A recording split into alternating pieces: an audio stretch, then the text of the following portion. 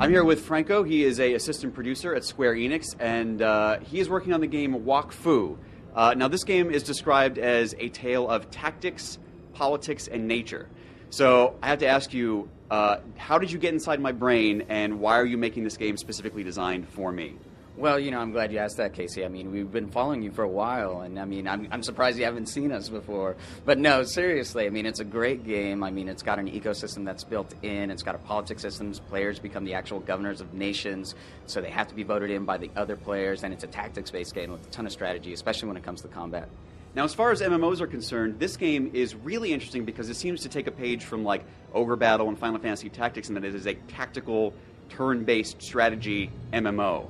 So how does that work in a persistent MMO universe? Well, as far as the combat, party members or party sizes can be up to 6 people, and there are counters when it comes to the turns themselves, so you have 30 seconds to choose what you want to do in combat. But the cool thing is if you finish your combat turn very quickly, the faster you do that, the faster you'll earn combat bonuses, and these can really turn the tide to battle. So you're going to really want to figure out with your party what you want to do before it even gets to your turn, so you could do that quickly, get those combat bonuses, and win that much faster. So this is not going to be a game where I can get into a combat, look at the battlefield, and really consider what I'm doing for 20 minutes?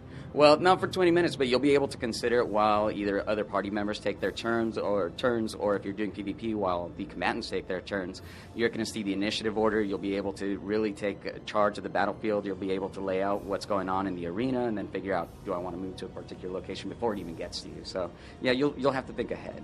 Okay, and the parties are groups of 6, you said. Right. But there are 14 different job classes, right? That's right, 14 different job classes. We're currently in closed beta right now. We have 8 available, so if you go to wakfu.com, you can actually check out how do I get into the closed beta and start helping us figure out how to balance these.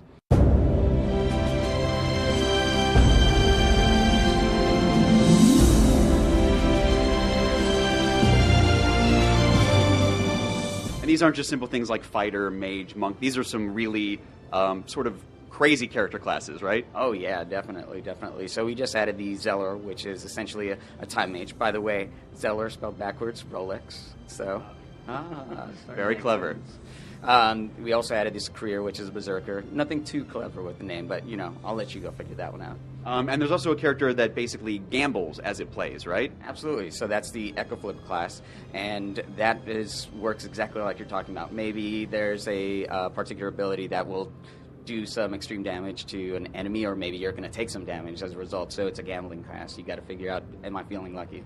One of the great things about this game that seemed really interesting when I was reading about it was the sort of persistent environment, not in that everyone's in the same world, but that your actions in chopping down a tree are permanent. So if you chop down a forest, that forest stays leveled until someone replants it, right?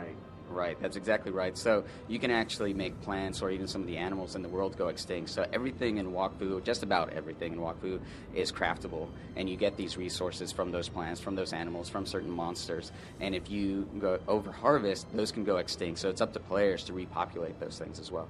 And this all sort of plays into the game's sort of overall story of balance in the world, right? That's right.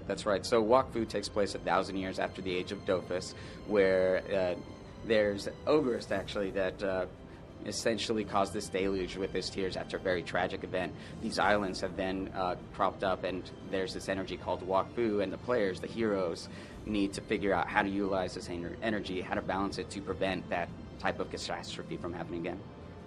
And there's also a political system in this game, which is I think is also pretty unique for an MMO, right? That's right. There's a political system, so players can campaign to become governor. And they need to campaign with other players, so they need to figure out, hey, who's going to vote for me? What guilds are popular? What do those guilds want? How do I get them to vote for me? And they actually get to select a cabinet to help them out as well, because these players will determine not just the laws that are going on in the nation themselves, but they're going to determine what's a priority for my nation. They're going to set laws that maybe protect a certain species, or they're going to, there's some fun stuff in the game too. They could set a law for their 2-week reign where maybe no guilds can be created during this time frame. It's a bit of a pain in the ass, but maybe that's what players want to do. They're having fun. I think anyone who wants to get into politics is prepared to deal with constant pains in the asses. Now, is there also a system to, say, overthrow or impeach a governor once they've been elected? Say they take a picture of their genitals and put it online somewhere, or get rid of a car tax. Is that something that you can do in Wakfu? No, you can't take pictures of your genitals in Wakfu. I'm no longer interested in this game. You can impeach a governor. So during the closed beta, we found that, hey, somebody got elected for a 2-week period that wasn't doing their job. So that's why we implemented this cabinet system so that you could get a cabinet of people to help you out, help decide what you want to do. But on top of that, we implemented a popularity meter. So if you voted at all in the election, regardless of who you voted for, you can get to determine, hey, I like this current governor, or I don't like this current governor. If you like them, if they get enough popular votes, they'll actually get a statue erected that will be their character and it'll be in the center of the nation so everyone can see, wow, this governor is really doing a great job. But if they don't, and they can actually be impeached.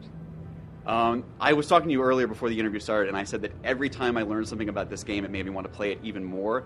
The fact that I can have a statue of myself as a popular governor, I think, is a sold on this. I think I'm in this game for as long as it's running, and it is free to play. There's going to be a play for free element. We're still not talking about the exact business model, but there's going to be more information coming out on that soon. And when can we expect to get into the beta of this? So closed beta is running right now. Open beta will be summer 2011, and release will be in 2011. It will be available on Windows, Mac, and Linux. So every single thing that you have, or every single thing that you have that you can play a game on, as far as MMOs are concerned, you can play on this. That's what we're going for. Well, this sounds amazing. Thank you so much, Franco. I really appreciate it. Cool, thank you. And I'm looking forward to Wakfu, and I will be there, and you better vote for me for governor.